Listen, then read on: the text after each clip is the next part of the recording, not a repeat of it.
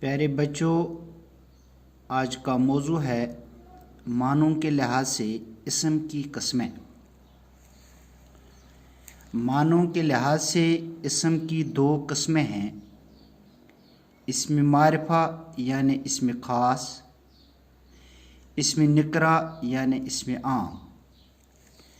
پیارے بچوں، اسم معرفہ وہ اسم ہے جو کسی خاص نام کو ظاہر کرے، مثلاً اقبال، مانسبل، گلمرگ، مہجور، قرآن شریف وغیرہ۔